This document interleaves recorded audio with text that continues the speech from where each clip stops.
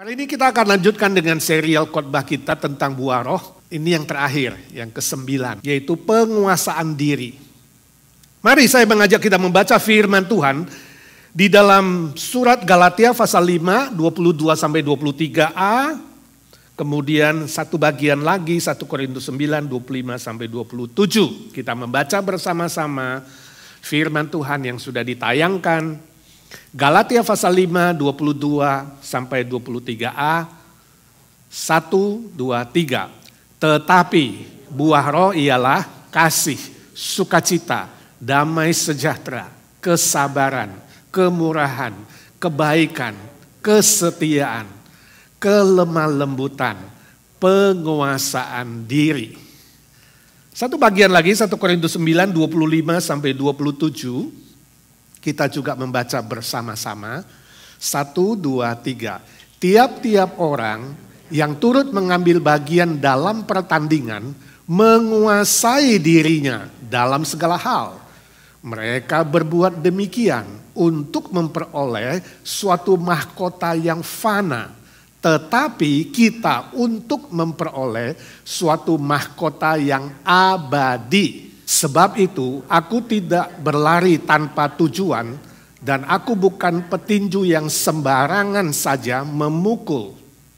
Tetapi aku melatih tubuhku dan menguasainya seluruhnya supaya sesudah memberitakan Injil kepada orang lain jangan aku sendiri ditolak. Demikianlah firman Tuhan. Berbahagialah mereka yang membaca, mendengar firman Tuhan dan melakukannya di dalam hidupnya. Teman saya mengirimkan cerita dari Indonesia. Ya, katanya ada suami istri yang berdialog. Suatu kali seorang istri berkata, "Pak, mau dimasakin apa malam ini?" Saya yakin saudara pasti ada yang nanya begitu istrinya. Kadang-kadang bingung mau masak apa ya. Lalu suaminya bilang, "Ya terserah." Istrinya bilang, "Jangan terserah dong. Kalau kamu bilang terserah, bingung nih. Mau masak apa?" Lalu suaminya mengatakan, "Ya sudah kalau gitu opor ayam." Istrinya bilang, "Pak, ayam sekarang lagi mahal." "Ya sudah kalau begitu orek tempe aja." Istrinya bilang, "Sekarang tempenya Mang Soleh itu gak bagus, kedelainya hancur." Kemudian suaminya bilang, "Ya kalau gitu sambal aja lah sama telur." "Pak, cabai lagi gila-gilaan harganya." "Ya udah kalau begitu beli aja lah dari warung Padang, praktis." Nah kan gitu tuh, papa saya gak sukanya begitu tuh. Ya kan, gak bisa nyenangin istri lagi mau masakin suami suruh beli. Pasti masakan saya gak enak kan, kamu gak menghargai masakan saya. Suaminya dongkol ya kan, pengen marah tapi tahan, kuasai dirinya. Kalau bisa gigit wajan. Dialog kedua, istrinya bilang, "Pak, lihat tuh pasangan jomplang banget ya." "Yang mana?" "Tuh lihat tuh yang lagi shopping, lagi belanja. Ya, lihat tuh istrinya tinggi, langsing, ya, cakep. Suaminya tuh lihat bantet." Menurut papa itu kira-kira suaminya beruntung gak sih punya istri gitu? "Ya jelas beruntung dong." Nah, berarti selama ini papa gak beruntung dong punya saya. Saya ini kan pendek, hitam, dekil, jelek lagi. Kan? Gak beruntung kan punya istri kayak saya? "Ya jelas tidak gitu, mah tetap beruntung dong saya dapat istri kayak kamu." Gak ngaku. Suami dongkol, tapi tahan ya, berusaha menguasai.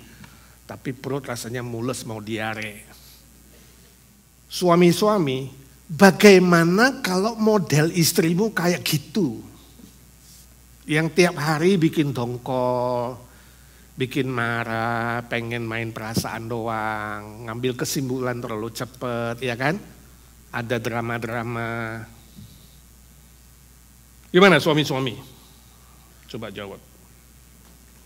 Sabar, tetap kuat, tetap tahan, walaupun mau sambil gigit wajan. Atau saudara meledak, langsung marah, ngambek, atau apa sajalah ya yang tidak baik. Perang dingin misalnya, gak mau bicara lagi, ya. Atau langsung bilang, lain kali gak usah ngomong-ngomong gituan lah, give up, menyerah saja. Atau ya tahan-tahan tapi tiap hari mencret. Sakit perut. Maaf ya ibu-ibu, ini bukan nyindir ibu-ibu begitu loh. Suami juga ada yang begitu kan? Ada nggak suami begitu? Ibu-ibu ada nggak? Nah, istri yang ngomong, suami yang ngomong. Ada nggak suami itu yang sebaliknya suami yang bikin dongkol? Suami yang bikin istri pengen marah, pengen meledak, ya kan? Pengen ngamuk.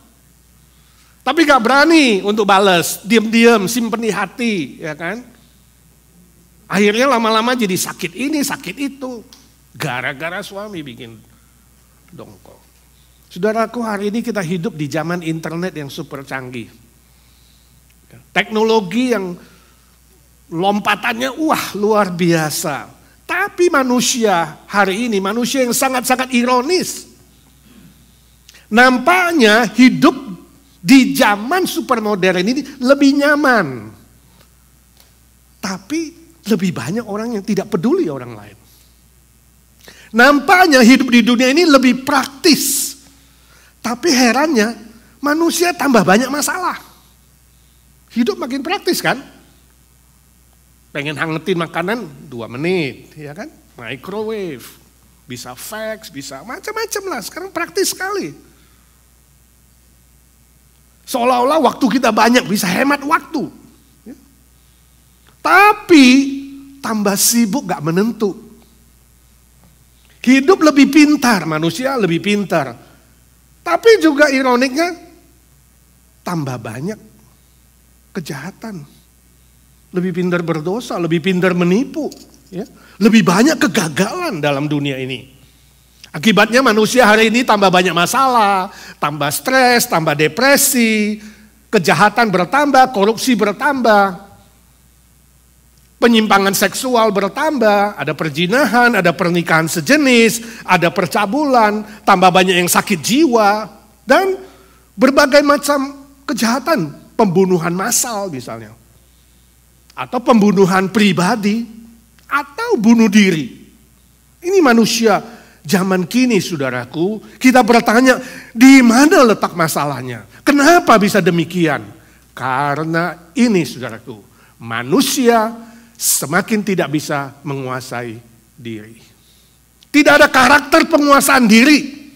Nah hari ini sebagai orang Kristen kita tidak boleh jatuh dalam posisi seperti itu. Kita berbeda dengan dunia. Kita sudah menerima Yesus Kristus, diberikan Roh Kudus dalam diri kita, dan Roh Kudus itu memproduksi.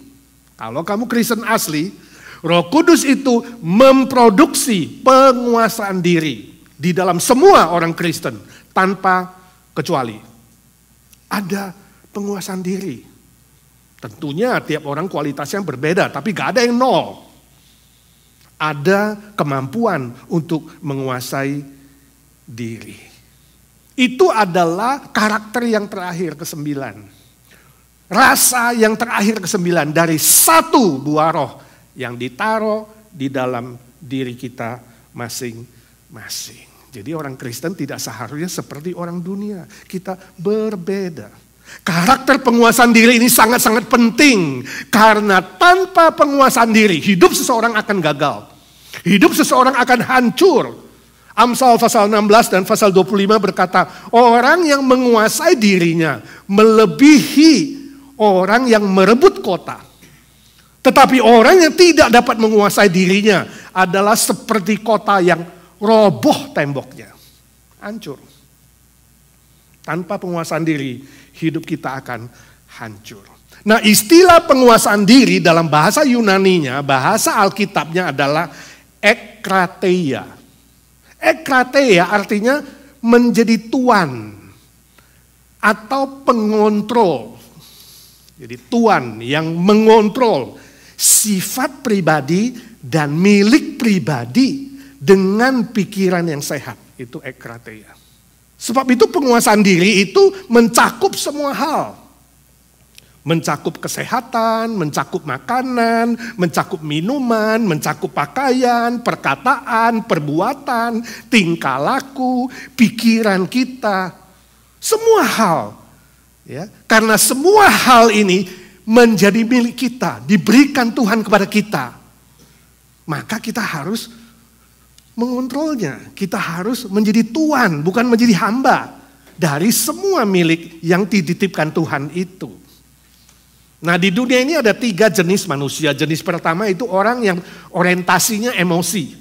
Jadi dia berpikir, dia berbuat, dia berbicara itu berdasarkan perasaan.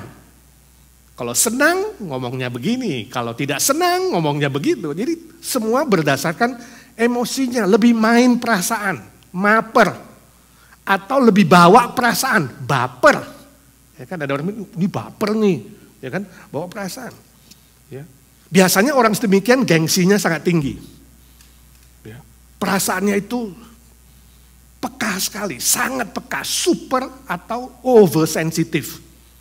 Nafsunya gak terkendali, akibatnya orang sedemikian mau menang sendiri, suka ngotot, memaksakan kehendak, cepat marah, emosinya meledak-ledak, dan tidak jarang ya bisa jadi liar emosinya dan ngawur.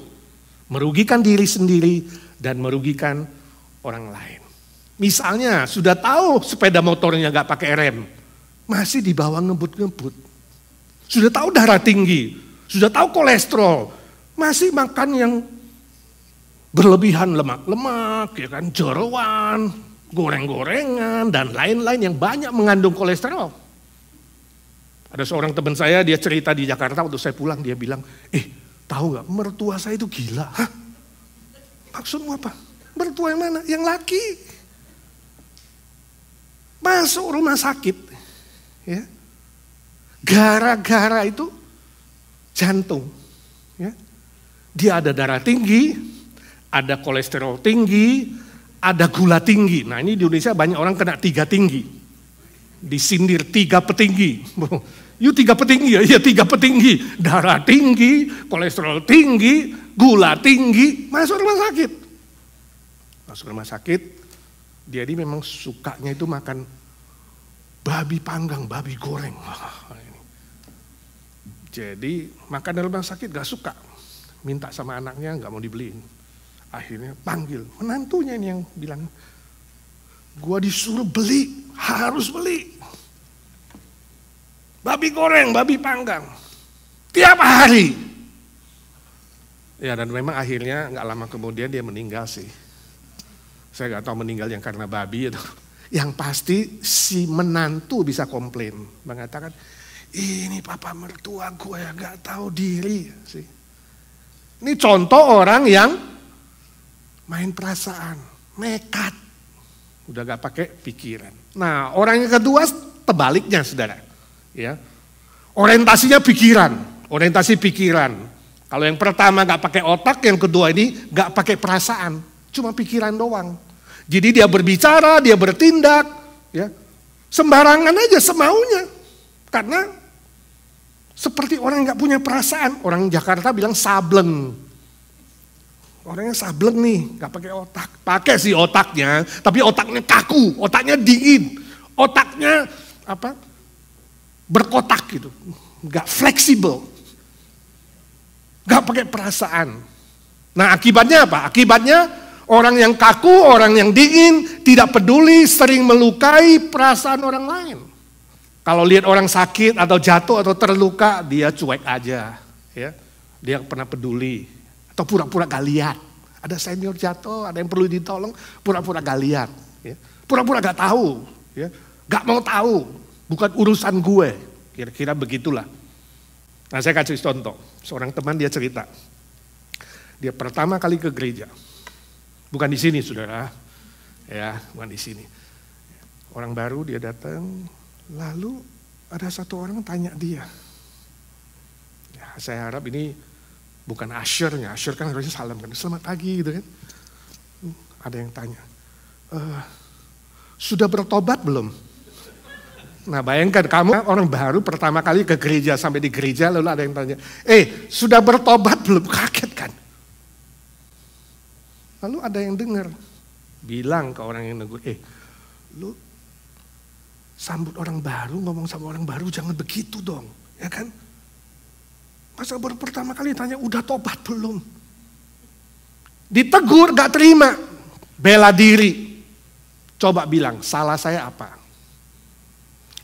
Kan memang betul, kalau mau masuk sorga itu harus tobat dulu. Betul gak saudara, masuk sorga harus tobat? Iya ada betulnya sih, harus percaya Tuhan Yesus dan bertobat, ya percaya yang benar. Tapi orang baru datang jangan ditanya, udah tobat belum? Mengerti ya saudara? Pakai otak sih, dia bisa bela diri betul, tapi sebenarnya apa? Menyakiti perasaan orang lain. Nah itu sebabnya di IGNC saya sering terus mengatakan kita ada peraturan nih, orang-orang baru datang ya.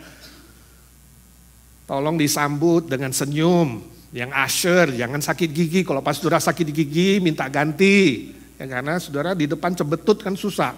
Ya kan, tapi sekarang pakai masker jadi nggak kelihatan, saudara ya. Silakan sakit gigi, ya. Harus disambut. Lalu sesudah itu ada fellowship ketemu, jangan suka tanya-tanya orang lain, khususnya yang pribadi. Sensitif kan? Walaupun sudah agak lama sih, belum pernah ketemu, makan-makan, ngomong langsung tanya, kamu kerja di mana ya? Gajinya berapa? Hati-hati saudara.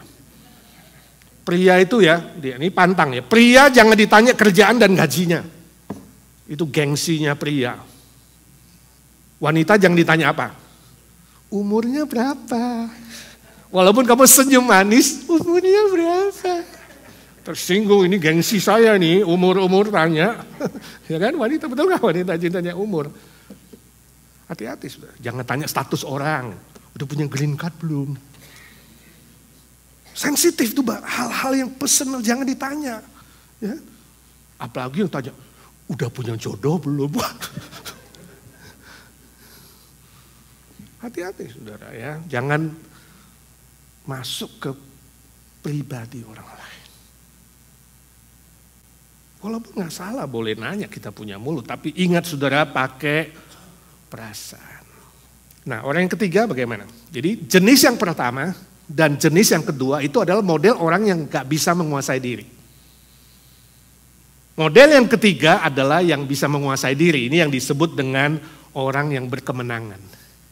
Orang yang berkemenangan artinya apa? Dia bisa memakai pikirannya dan emosinya balance. Seimbang dengan baik, dengan sehat, dengan benar. Raja Salomo dalam Amsal Sulaiman menyebutnya melebihi seorang pahlawan. Melebihi orang yang merebut kota. Jadi menang, merebut kota. Rasul Paulus kemudian menyebutnya orang yang menang juara dalam pertandingan sebagai seorang atlet. Itulah penguasaan diri dari Roh Kudus. Ketika saudara bisa memakai pikiran dan perasaan dengan seimbang, balance, sehat dan benar. Itulah ekkrateia. Orang yang fisiknya, mentalnya, pikirannya, perasaannya, dan tingkah lakunya dikontrol dengan baik dan benar sesuai dengan firman Tuhan.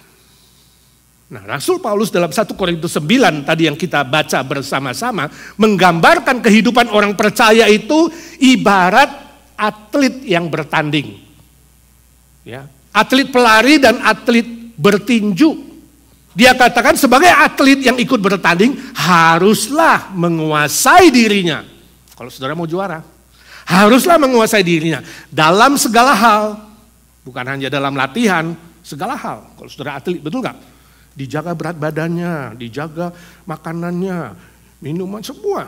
Mengontrol dengan baik, semua hal baru bisa menang. Nah hari ini kita akan belajar. Ya, ada dua rahasia yang diberikan oleh firman Tuhan kepada kita supaya bisa menguasai diri dan mengalami kemenangan itu. Rahasia pertama, fokus kepada mahkota abadi. Ayat 25.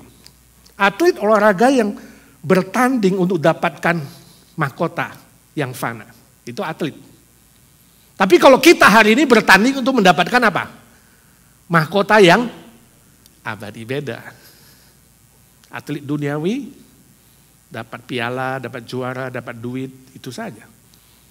Tapi atlet rohani kita bertanding untuk dapatkan mahkota yang kekal, yang abadi, yaitu mahkota kehidupan, mahkota kebenaran yang akan diberikan kepada kita kelak pada kedatangan Yesus kedua kali, atau kelak kita bertemu dengan Dia. Nah, praktisnya gimana?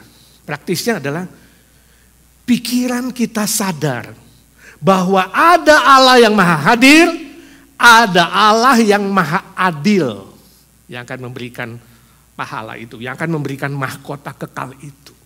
Nah, kalau saudara sadar Allah itu hadir di mana-mana. Waktu kamu belanja, waktu kamu deal bisnis, waktu kamu jalan-jalan, waktu kamu makan, waktu kamu minum, waktu kamu melakukan A, melakukan B, kamu sadar Allah hadir di situ, maha hadir kan? Maka kita gak berani sembarangan, betul? Kita punya rasa takut akan Tuhan, karena tahu Tuhan hadir. Hari ini saudara lebih takut Tuhan hadir atau lebih takut kalau ada kamera ikutin saudara, kamera video.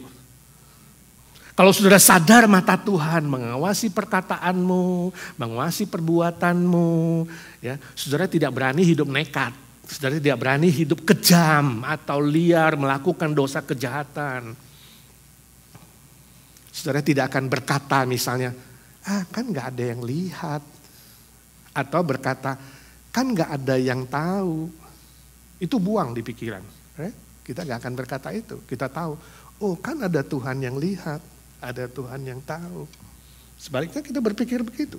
Kalau saudara sadar Allah itu maha hadir, tahu jelas bahwa suatu hari kita harus mempertanggungjawabkan hidup kita, maka kita tidak akan berkata, semua orang juga berbuat begitu. Sekali-sekali kan gak apa-apa. Kita gak akan berkata kalimat itu. Karena Tuhan akan mengadili. Ya, kita fokus kepada Tuhan dan pribadinya dan sifatnya dan mahkota abadi yang akan diberikan kepada kita.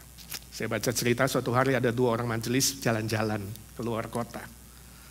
Lewat sebuah bar mereka masuk ke dalam kemudian ya minum-minum.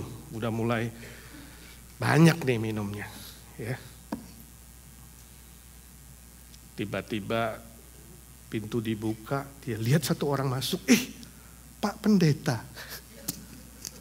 Jadi Pak Pendeta belum lihat mereka sembunyi dulu, sembunyi. Yang satu mengatakan, mudah-mudahan Pak Pendeta gak lihat saya. Lalu temannya bilang, bedanya apa? Pak Pendeta boleh gak lihat, tapi kan Tuhan lihat, Tuhan tahu.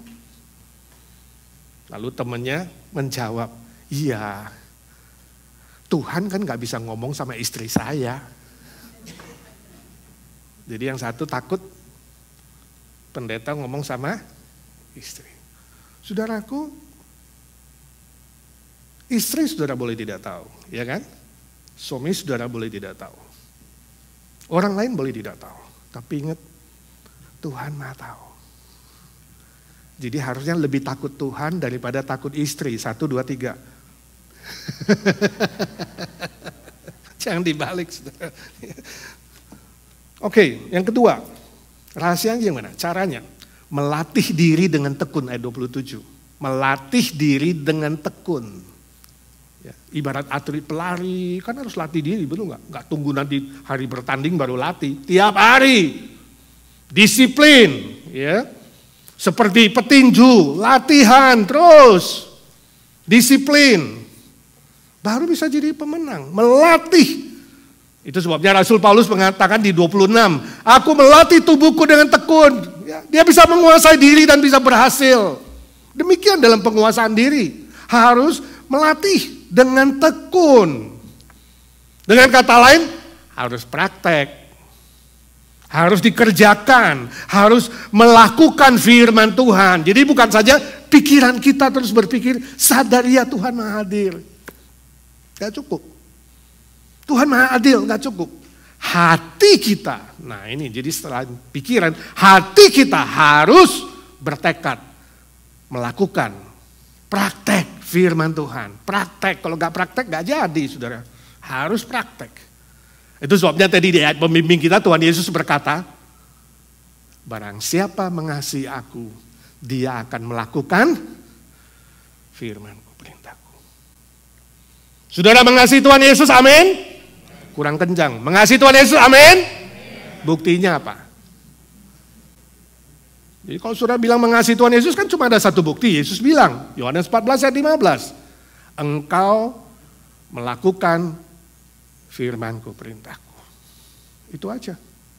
Jadi jangan klaim mengasihi Tuhan Yesus sebelum saudara melatih diri melakukan firman Tuhan. Indah sekali ya, coba saudara perhatikan ini ya. Buah roh itu kan satu. Diawali dengan karakter, ada 9 karakter. Karakter pertama kasih, ya. Terus jalan muter, sampai terakhir apa? Penguasaan diri. Dan penguasaan diri ini dekat dengan apa? Melakukan firman Tuhan, yaitu apa? Kasih. Mengasihi Tuhan Yesus, itu bukti. Jadi diawali dengan kasih, kemudian ditutup dengan kasih. Sebuah lingkaran, menyatu. Seperti lingkaran kasih Tuhan Yesus yang mengikat kita. Mengikat buah roh yang satu itu. Indah sekali ya.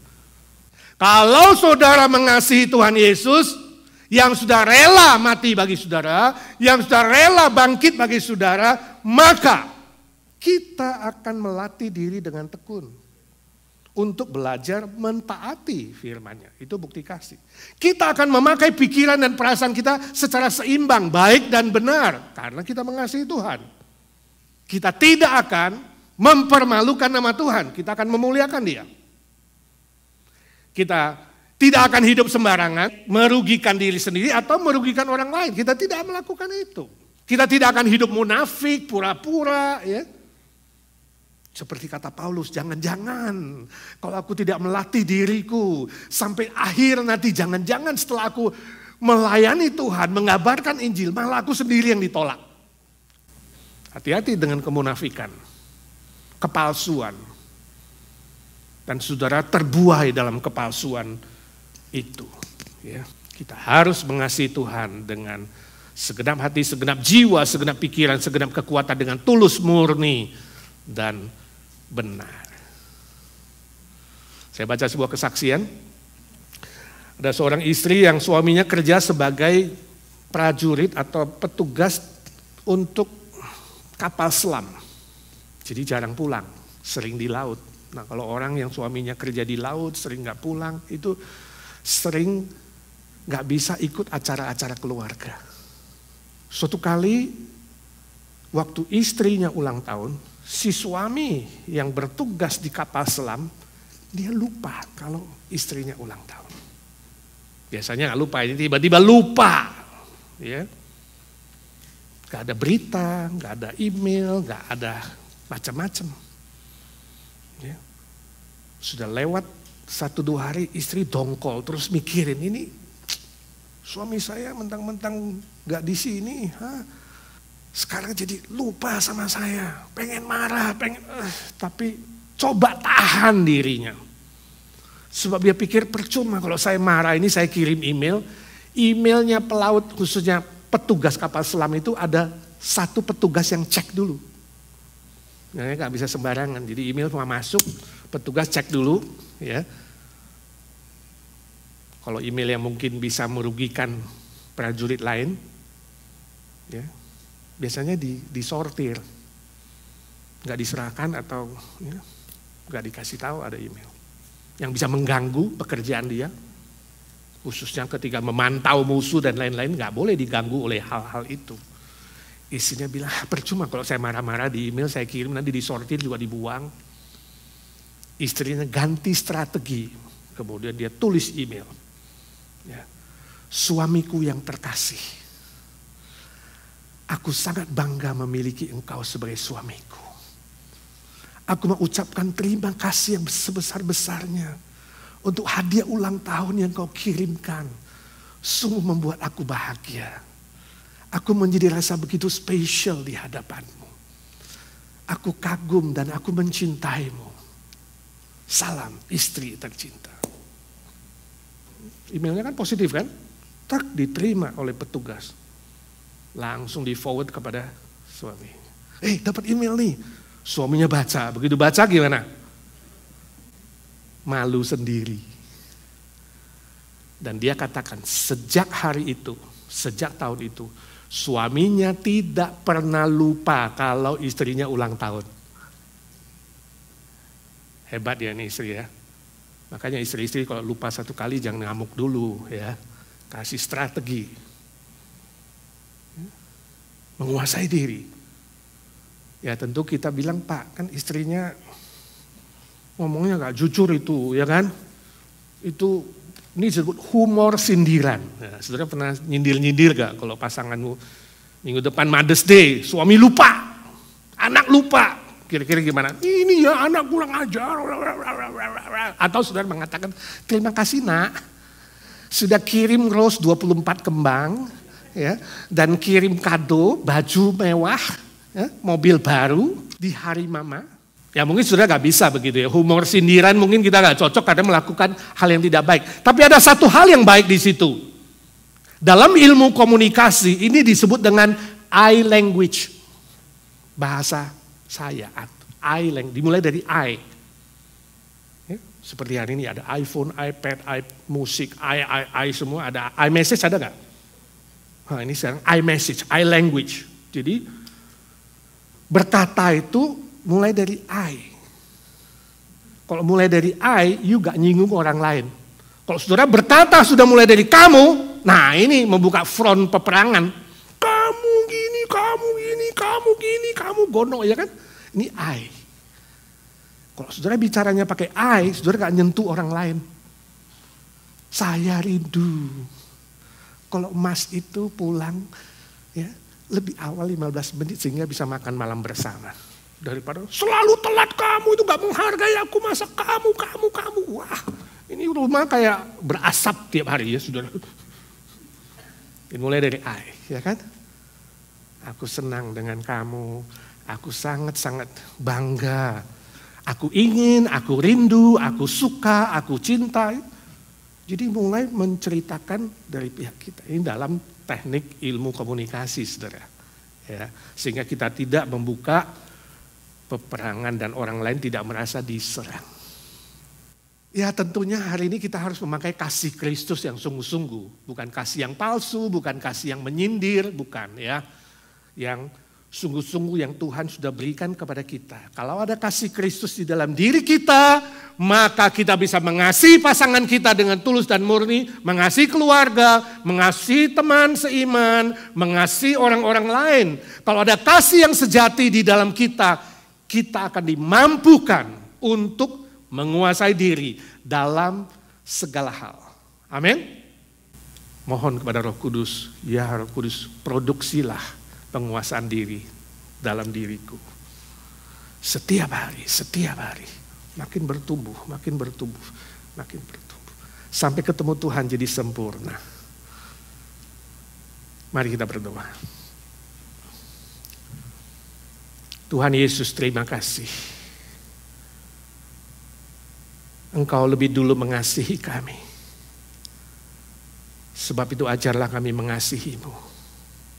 Dengan kasih-Mu itu Tuhan, yang sudah Kau berikan di dalam hati, pikiran, dan jiwa kami. Sehingga kami boleh dimampukan oleh Roh Kudus untuk menguasai diri dalam segala hal. Oh Roh Kudus, hasilkanlah karakter itu setiap hari secara progresif. Kami semakin menuju kesempurnaan sampai kami bertemu dengan Tuhan, menerima mahkota yang abadi. Dalam nama Tuhan Yesus kami berdoa dan memohon berkat Tuhan. Amin.